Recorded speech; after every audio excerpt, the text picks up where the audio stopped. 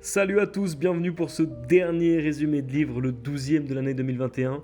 On va parler d'un livre qui s'appelle Meet Your Happy Chemicals. En français, c'est Vos hormones de bonheur en lumière, dopamine, endorphine, ocytocine et sérotonine, de Loretta Gradiano Browning. C'est une auteure américaine qui a un PhD et qui a fait des recherches, a fait pas mal de recherches sur le bonheur et sur la chimie du bonheur. C'est donc le sujet de cette vidéo. Et préparez-vous car cette vidéo, car ce livre est super cool et vraiment passionnant. En gros, le thème du livre, c'est que le désir d'être heureux, c'est un désir fondamental de l'homme. Tout le monde veut être heureux, mais le bonheur, c'est pas une destination, c'est un état. C'est quelque chose qu'on ressent tout au long de notre vie, par moment. Et souvent, c'est un peu mystique. On sait pas trop.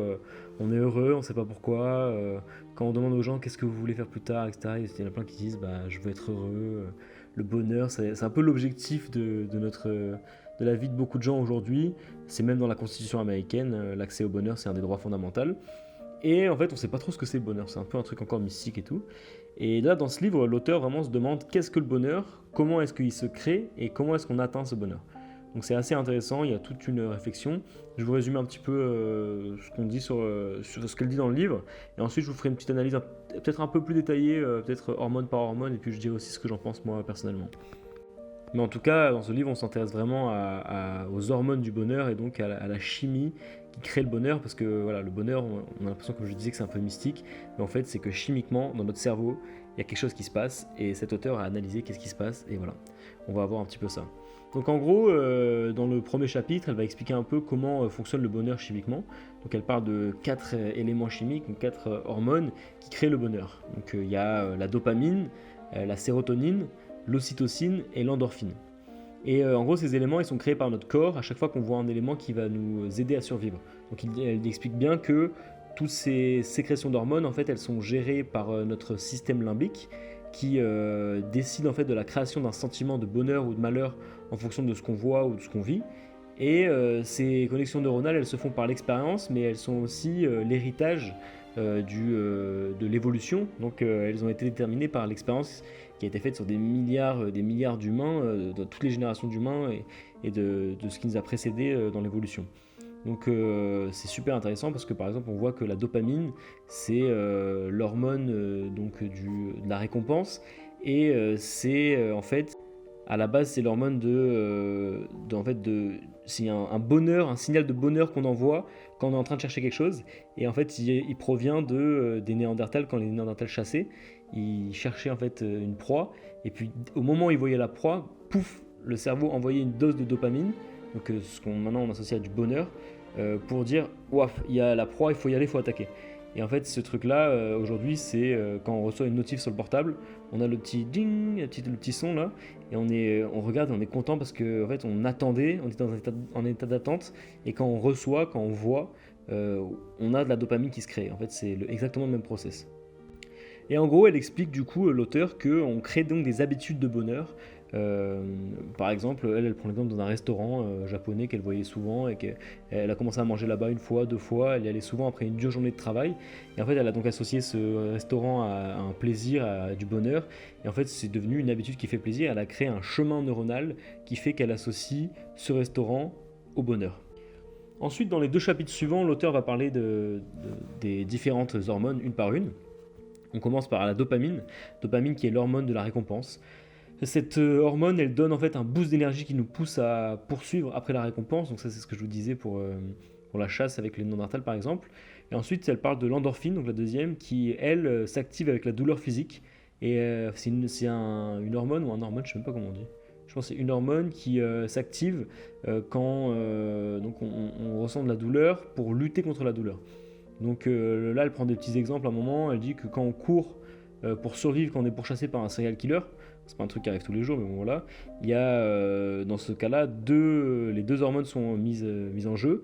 On a une sécrétion d'endorphine et de dopamine.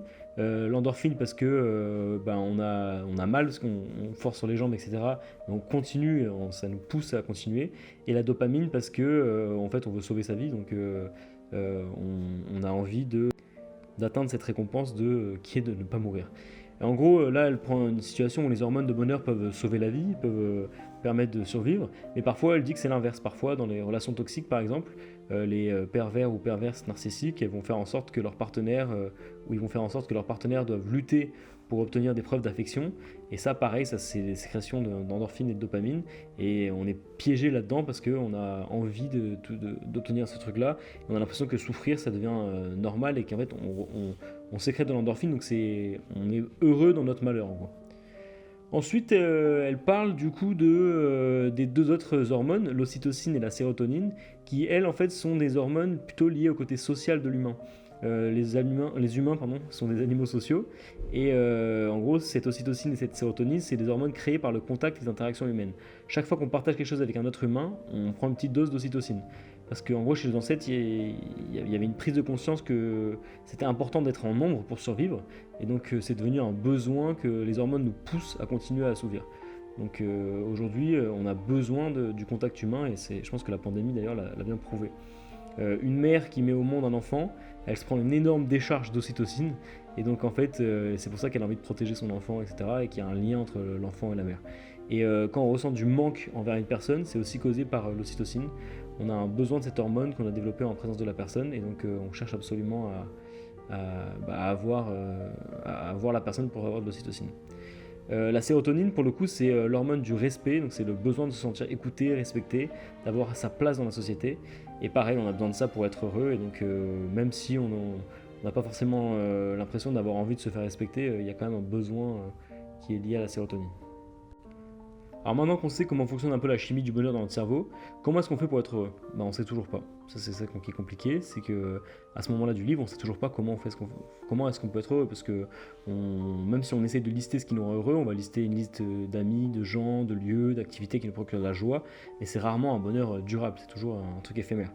Et en fait, on a vu que certains mécanismes pouvaient être positifs, mais d'autres aussi peuvent nous piéger, comme dans les relations toxiques.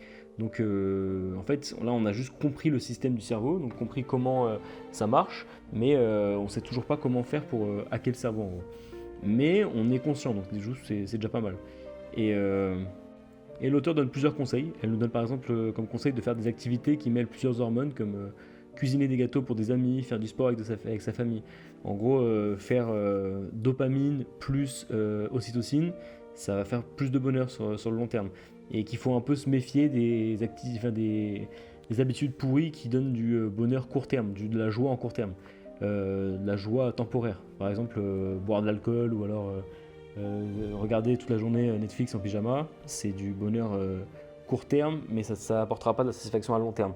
Donc elle dit vraiment qu'il faut arriver à créer des chemins neuronaux, donc des habitudes qui font que on a du bonheur sur le long terme et qui va être assez répété. Mais elle nous dit aussi qu'il y a un problème, c'est que en fait en gros la sécrétion d'hormones s'atténue si on répète plein de fois la même activité. Donc la routine ça rend pas heureux sur le long terme et qu'il faut donc arriver à un peu varier quand même les activités pour pas parce que la sécrétion si on fait toujours on a toujours les mêmes choses qui nous rendent heureux, progressivement ça va nous rendre moins heureux. Parce que la sécrétion d'hormones va s'atténuer forcément dans le temps si c'est la même activité. Donc on a un besoin, si on veut être réellement heureux, on a un besoin quand même de changement un minimum, quoi. Et puis dernièrement, elle nous explique qu'en fait, pour former une habitude, ça prend à peu près 21 jours et qu'il faut 45 jours pour créer un nouveau chemin neuronal. Et il faut absolument créer des chemins neuronaux et des habitudes qui vont être positives sur le bonheur sur le long terme. En tout cas, ce qui était trop intéressant avec ce livre, c'est que vraiment ça explique comment fonctionne le cerveau et ça explique en fait plein de choses sur déjà d'où viennent chaque hormone. Ça c'est fou je trouve. Après j'ai fait des petites recherches derrière et puis effectivement c'est hyper intéressant de savoir d'où vient la sécrétion d'endorphine, d'où vient la sécrétion d'ocytocine, etc. Enfin je trouve ça vraiment passionnant. Et en plus de comprendre comment est-ce qu'on peut les stimuler. Alors ça c'était pas vraiment dans le livre, mais j'ai trouvé un site derrière qui est super intéressant avec pour chaque hormone comment la sécréter et comment en fait avoir une sécrétion d'hormones pour avoir des petits shots de bonheur sur le long terme et comment en fait instaurer du coup prendre ce qu'il y a dans le livre là, instaurer des habitudes positives et des chemins neuronaux positifs pour maximiser le bonheur. Et c'est super intéressant, donc je vous mettrai le lien en description forcément parce qu'il est vraiment génial. Et puis en plus, ça ouvre aussi pas mal de trucs sur la drogue. Donc il parle pas trop de la. Je crois qu'il parle même pas de la drogue dans ce truc-là. Parce que quand j'ai lu le livre, je pensais que c'était sur tout ce qui est psychotrope et compagnie, mais pas du tout.